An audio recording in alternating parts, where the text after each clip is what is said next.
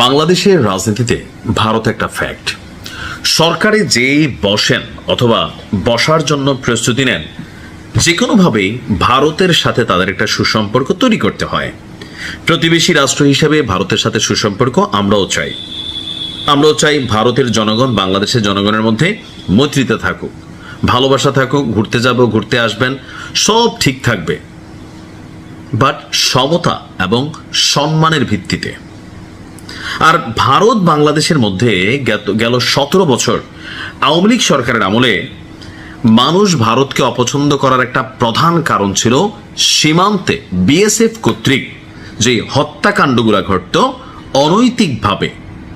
আর সেই ঘটনাগুলো ঘটার পরে মাঝে মাঝে আমাদের সরকারের পক্ষ থেকে তৎকালীন প্রেক্ষাপটে বলা হইতো যে এরা গরুচোর, এরা কেন যায় বাবা, গেল তো গুলি করে মারবেই। তো আমাদের কাছে তখন প্রশ্ন তৈরি হইতো, ভারতের সাথে যেহেতু স্বামী স্ত্রীর সম্পর্ক বা এতই বন্ধুত্বের সম্পর্ক, তাহলে কেন বাংলাদেশ সীমান্তে ভারত সরকারকে দিয়া এই বিএসএফ এর হাতে এদেশের সাধারণ নিরীহ কৃষক জনতা অথবা 10 টাকা 5 টাকার জন্য যারা ইধার কামাল উধার কারতা হে তাদেরকে কেন সামলাইতে পারে না? এটা নিয়ে জনগণের একটা বড় ক্ষোভ ছিল, পাশাপাশি পলিটিশিয়ানরাও এটা নিয়ে পলিটিক্স করত। আজকে বিএনপির জন্য একটা বড় ধরনের সুযোগ আছে আমি মনে করি, এসপার উসপার একটা কি বলা হয় যে রিয়েকশন তৈরি করা, জনগণের কাছে এটা প্রমাণ করা যে আগে যা হইছে এখন কিন্তু এটা হওয়ার সুযোগ নেই। দেখেন, ভারতের সাথে বাংলাদেশের যুদ্ধ হলে বাংলাদেশ 3 দিনও টিকবে না, এটাই বাস্তব। কিন্তু তার মানে কি আমরা এই ভয়ে আগে থেকে হাগু করে দিব যেমনটা অতীতে করছি? আজকে কেন এতগুলা কথা বললাম? বিএনপির উচিত এই মুহূর্তে মেরুদণ্ড সোজা করা ভারতের বিরুদ্ধে। কোন জায়গাতে? সীমান্ত ইস্যুতে। কেননা গতকালকে রাত 12:30টার দিকে আপনার ঘটনাটা হচ্ছে ব্রাহ্মণবাড়িয়ার কসবা সীমান্তে গোপীনাথপুর ইউনিয়নের পাথরিয়াদার সীমান্তে আপনার বিএসএফ এর গুলিতে 2 বাংলাদেশি যুবক প্রাণ হারিয়েছে। ভারতীয় সীমান্তরক্ষী বাহিনীর এই ঘটনায় আরো অন্তত 2 জন আহত হয়েছেন। ঘটনার প্রেক্ষাপট কি, কারা মারা গেল? উপজেলার ধাজনগর বাতানবাড়ি এলাকার খেবজু মিয়ার ছেলে মোরসালিন, কারা চিনেন, বয়স মাত্র 22। মধুপুর গ্রামের মরহুম আলীর ছেলে নবীর হোসেন, বয়স 40। আর মোরসালিন গোপীনাথপুর শাহ আলম ডিগ্রি কলেজের এইচএসসি পরীক্ষার্থী ছিল।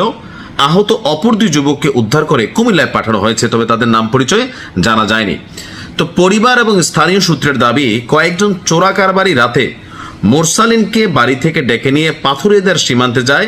এ সময় আরো কয়েকজন ওই সীমান্ত এলাকায় যান। এ সময় বিএসএফ তাদের লক্ষ্য করে গুলি ছুড়লে ঘটনাস্থলে মোরসালিন এবং নবীর নিহত হন। পরে তাদের মরদেহ আবার ভারতে নিয়ে যায় বিএসএফ। তো বাসিন্দাদের বক্তব্য হচ্ছে যে নবীর হোসেনের ছেলে মোহাম্মদ তপনের বক্তব্য, তার বাবা সন্ধ্যা থেকেই বাড়িতে ছিলেন না, সীমান্ত এলাকায় যাওয়ার পর বিএসএফ গুলি চালিয়েছে। তো এখানে 20 থেকে 25 জনের একটি দল কাঁটাতারের সামনে গেলে বিএসএফ তাদেরকে লক্ষ্য করে গুলি ছোড়ে। এখন সেটা কেন গিয়েছিল আমি যদি দেখি, আমাদের ব্রাহ্মণবাড়িয়া সুলতানপুর 60 বিজিবি ব্যাটালিয়নের অধিনায়ক লেফটেন্যান্ট কর্নেল এস এম শরীফ বলছেন, গভীর রাতে অন্তত 15 জন বাংলাদেশি ভারতীয় চোরাকারবারিদের সহায়তায় পাথুরিয়া সীমান্ত দিয়ে চোরাচালানের উদ্দেশ্যে ভারতের অভ্যন্তরের 200 গজ ভেতরে প্রবেশ করে। চোরাচালানের মাল নিয়ে আসার সময় ভারতের 49তম বিএসএফ ব্যাটালিয়ন টহল দল তাদের বাধা দেয়। এ সময় বাংলাদেশি চোরাকারবারিরা বিএসএফ সদস্যদের উপর চড়াও হয়। হাতাহাতি ধাক্কাধাক্কির এক পর্যায়ে বিএসএফ এর 2 সদস্য 2 রাউন্ড ছররা গুলি ছোড়েন। এখন এই যে কত সুন্দর বক্তব্য দিয়েছেন আমাদের সম্মানিত কর্নেল সাহেব শরীফুল ইসলাম ভাই। ঘটনা শুনে মনে হয় যে বাংলাদেশের কোন একটা সিসি ক্যামেরাতে ওইখানে বসানো ছিল, আর আমাদের তথ্যসূত্র ওইখান থেকে ক্যামেরা দেখে বলা হয়েছে, ভাই চোরা কারবারিটা গভীর রাতে গিয়ে বিএসএফ এর একটা টহল দলের সামনে হাতাহাতি ধাক্কাধাক্কি করছে। আর এই পর্যন্ত সীমান্ত হত্যার ইতিহাসে বিএসএফ কাউকে ধৈর্য নেওয়ার জন্য হাতাহাতি করছে মোরসালিন ভাই কি শরীফ ভাই, আমার আসলে জানা নেই। কারণ আমি এই ইস্যুতে আওয়ামী লীগ সরকারের সময় ন্যূনতম 50টা রিপোর্ট করছি, এবং আমরা যারা বিভিন্ন সময় সীমান্তে যাতায়াত করছি, অনেকে করছেন, মাল খাইতে গেছেন, অনেকে চোরা কারবারিতে গেছেন, সেইখানে আসলে মুখে কথা কম বলে বিএসএফ সোজা গুলি করে। আমাদের তারা চোরা কারবারের উদ্দেশ্যে গেছে, হয়তো মাল খাইতে গেছে অথবা ব্ল্যাকের মাল আনতে গেছে। আমার কথা হচ্ছে এটা তো অন্যায়, অপরাধ। যদি অপরাধ হয় তাহলে তাদেরকে গ্রেপ্তার করুক। এখন গ্রেপ্তারের ইস্যুটা থেকেই ও যে আমাদের যেই রাষ্ট্রীয় ভাষ্য, রাষ্ট্রীয় বলবো নাকি বিজিবির ভাষ্য বলবো, এই ভাষ্যটা কিন্তু একটা জিনিস ক্লিয়ার দিচ্ছে যে বিএসএফ তাদেরকে গ্রেপ্তার করতে গেছিল, তো তারা হাতাহাতি ধাক্কাধাক্কি করছে, এক পর্যায়ে বাধ্য হইয়া বিএসএফ গুলি চালাইছে। অনেকটা বাংলাদেশের এনকাউন্টার যেগুলো হয় এরকমই একটা মন্তব্য শরীফ ভাইয়ের কাছ থেকে আসছে। এখন হইতে পারে শরীফ ভাই সত্য, কিন্তু অতীত ইতিহাস কিন্তু এই ধরনের ঘটনাকে সাক্ষ্য দেয় না। অতীত ইতিহাস বারবার এটাই বলে যে ভারতের সীমান্তে যখনই কোনো বাংলাদেশি গরু চোরা কারবারি, মাদক চোরা কারবারি, মালখুররা ঢুকে বা কাছাকাছি যায়, ওই দেশে একটা চক্র থেকে বাংলাদেশে একটা চক্র থাকে, এখানে ধরেন 2, 4, 10, 20 টাকা, 50 টাকা, 500 টাকা, এই যারা এই কাজগুলা করে দেয় তারা পায়, আর আসল মুনাফা ধরা গডফাদার তারা নেয়। প্রাণ হারায় কারা? তারা। আমার কথা হচ্ছে অন্যায়কে আমি প্রশ্রয় দেওয়ার পক্ষে না। বাংলাদেশের যেসব যুবক ভারতে যাচ্ছে, যদি ভারতের কোনো যুবকও বাংলাদেশে এসে আমরা তাদের গ্রেপ্তার করব, গ্রেপ্তার করতে তারা যদি বাধাও দেয় তাহলে তাদেরকে আমরা কি করব? হাঁটুর নিচে গুলি করব। কিন্তু যখন গুলিটা সিনার মধ্যে লাগে, মাথায় লাগে, বুকে লাগে, তখন এটার কোনো ব্যাখ্যা হয় না যে বিএসএফ কি এই প্রথম কোনো ঘটনা ঘটাইছে।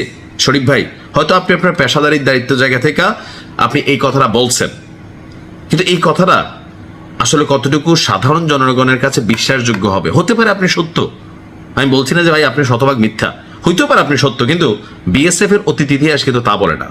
আমার মনে হয় বাংলাদেশ রাষ্ট্রের পক্ষ থেকে ওই যে আওয়ামী লীগের সময় আমাদের সাবেক স্বরাষ্ট্রমন্ত্রী কামাল, তিনি বলছিলেন যে হ্যাঁ সেখানে চোরা কারবারিটা যায়, এরা গরু চুরি করতে যায় কেন, এই জন্যই তো বিএসএফ মারে, এমনি এমনি মারে নাকি? রাষ্ট্রীয় দায়িত্ব থেকে এই কথা বলার কিন্তু সুযোগ নাই। আমার লোকটা যদি ডাকাইতে হয়, রাষ্ট্র এটার প্রতিবাদ করতে হবে, আর নয়তো এই সীমান্ত ইস্যুতে বড় ধরনের একটা রিয়াকশন, ক্ষোভ, পলিটিশিয়ান এটা নিয়ে পলিটিক্স করবে, রাজনীতি করবে, মানুষের মধ্যে ক্ষোভ তৈরি হবে, এমনকি যে কোনো সময় যে কোনো কিছু আবারও এই দেশে ঘটতে পারে। সো এই বিষয়টাকে আমার মনে হয় হালকা নেওয়ার সুযোগ নাই।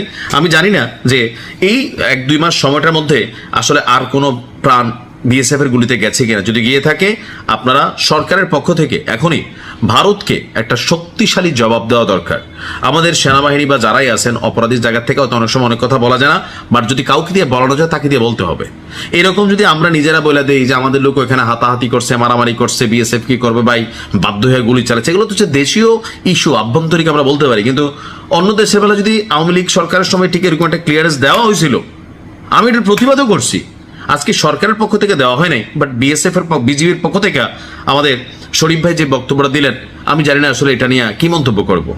ঘটনা সত্য হলেও, কারণ এটা তো মিডিয়াতে যাচ্ছে, ভারত এটাকে হালাল করে, দেখো বাংলাদেশের জনগণ বা যারা সীমান্তরক্ষী তারাই তো এই ধরনের কথা বলছে।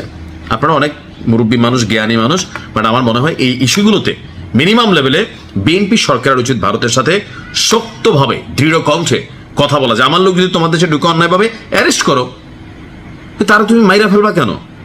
আমাদের দেশে ঢুকলে আমরা অ্যারেস্ট করবো, সীমান্তে গুলি চালানোর কোনো সুযোগ নেই, কিন্তু এটা ঘটছে, এটা কিন্তু থামানো উচিত। আমরা যখন পরামর্শ দিই, যখন সমালোচনা করি, যারা ক্ষমতায় থাকেন তারা আমাদেরকে শত্রু মনে করেন। একসময় আওয়ামী লীগ কঠিন শত্রু মনে করতো, ভাই 9 বছর দেশে ঢুকতে পারিনি, বুঝছেন। এখনো যখন বলি, অনেকে বলেন হ্যাঁ তুমি এত কথা কেন বলো, ভাই ভালোর জন্য বলি, ভালোর জন্যই বলি, দেশের ভালোর জন্য, আপনাদের ভালোর জন্য। সমালোচনাকে পজিটিভলি নিন, এমনকি যেটাতে জনগণের পাল সেটাকে বোঝার চেষ্টা করুন। ভালো থাকুন, আসসালামু আলাইকুম।